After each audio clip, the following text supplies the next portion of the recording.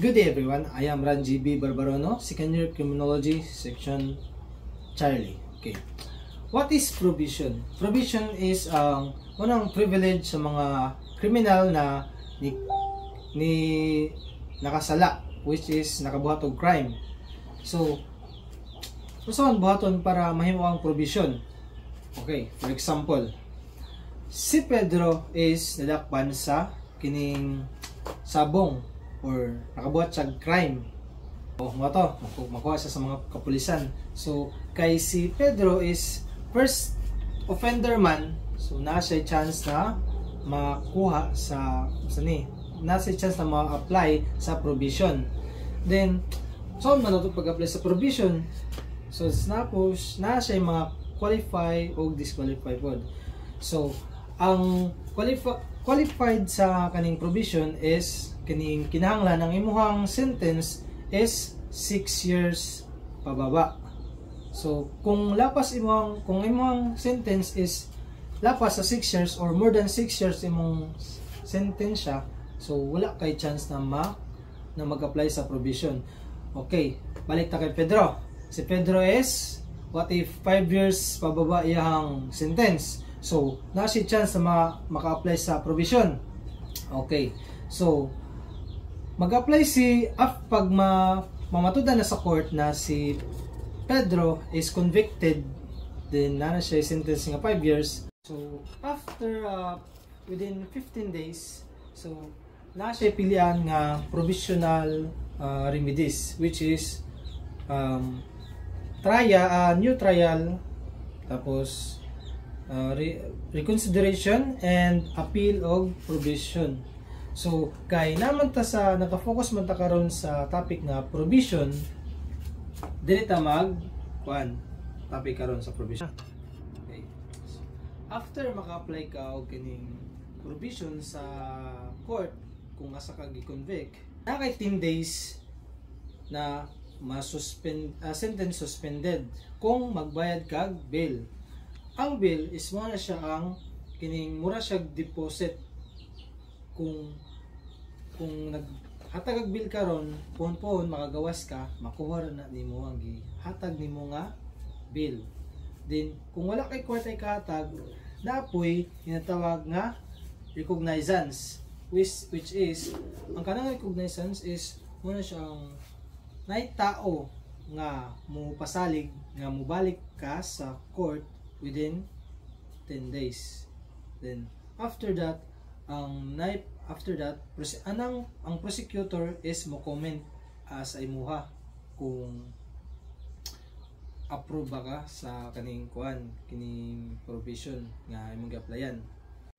After that, if matagan na ka sa trial court og kining referral order, which is ihatag na dito sa provision office, then ang provision office na po ang maglihok office na po or CPPO na po ang mag-obligate or mag-conduct sa investigation, which is mag-conduct sila og post-sentence investigation within 60 days. So, after that is dapat kanang investigation nila is makuha sila kining information within 60 days.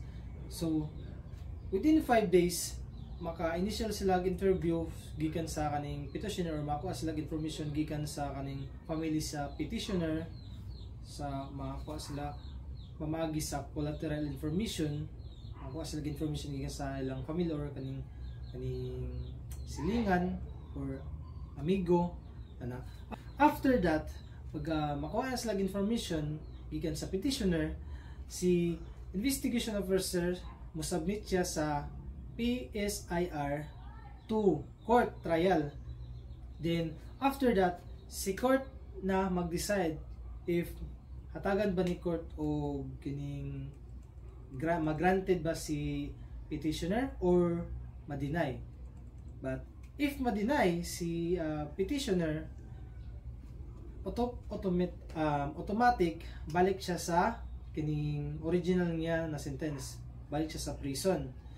But if si petitioner is ma-granted, matagan siya and pwede siya mahimog become statutory rights. Kuan, if ma-granted ka sa court, pwede ka mahimog, you will become statutory rights. After that, ang court issue provision is dapat ang imong kuan kining, if ang imong kining sentence, ang original sentence nimo is not more than 1 year, ang imong humanon nga sentence is not exceeding 2 years. But if ang imong sentence is more than 1 year but less than 6 years, ang imong humanon nga sentence is less than not less than 6 years.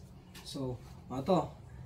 Ang next na to is ang provision must be report within 72 hours from the receipt of provision order to provision officer. So, if ang provisioner is mo report or dili mo report, if ang provisioner is mo report, na siya initial nga kaning upon reporting o initial nga supervision upon reporting. So, ang provisioner is mo report lang siya once a month. But if if ang provisioner is not reported or wala siyang ni-report, so ang court issue of a violation report. So after that, so may mo si provisioner o absconding provisioner.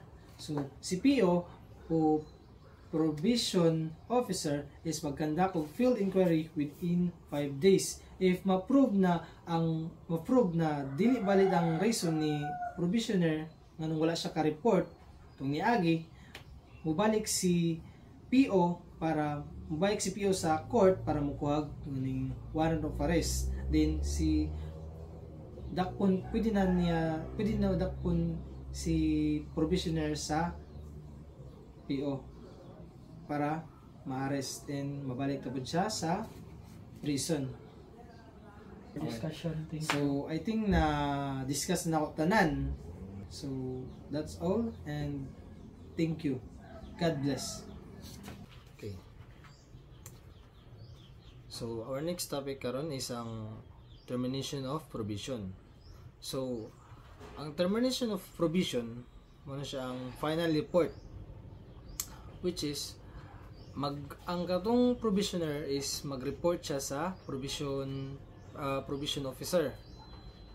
Mag-submit siya kaning report sa provision officer to trial court before expiration of provision period. So unsa man pila ka adlaw ang expiration of period or pila man na siya ka adlaw. So ang new bago karon is ang 5 days, within 5 days dapat maka-report na ka. Then sa una nga law is 30 days before, pero karon bago man ta, so within 5 days dapat maka-report na ka mo na ang kaning provision period. Then after na nagipasa nimo sa kaning ipasa na nimo sa provision officer ang imong report, to ang provision officer nang magpasa na through padulong sa trial court. So trial court ang maghatag sa termination order, which is ang imong ma-restore imong restore all civil and political rights lost or suspended, then totally extinguish criminal liability. Tapos provision office ma-close imo ang provision case and keep client's case file, pero i-keep lang nila ang imuhang client's file nimo nagikan ka sa provision.